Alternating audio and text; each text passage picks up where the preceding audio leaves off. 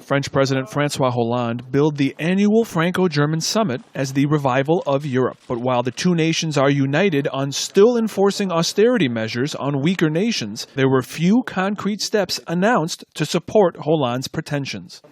German Chancellor Angela Merkel planned to call for the creation of a European internet, an EU-controlled network which would allow emails and other data to be sent without passing through U.S. servers and thus U.S. spy agencies.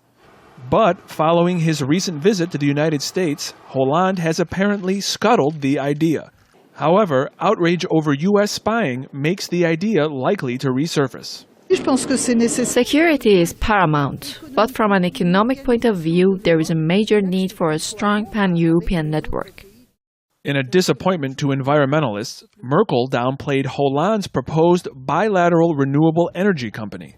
But in international affairs, the EU's two largest economies are truly marching side by side as their joint military brigade will now make its first ever military expedition under the sponsorship of the EU to Mali. Many are wary of Germany's break with its formerly Pacific stance. I'm one of the many who believes that we should be disarming nations and not increasing military alliances. I am not sure that rearming the Germans is such a great idea, especially when their new attitude seems to be unilateral and self-interested.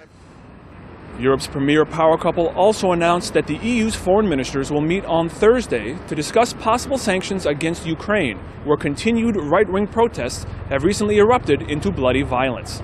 Hollande demanded quick and targeted sanctions, while Merkel favors a return to political dialogue. Ramin Mazaheri, Press TV, Paris.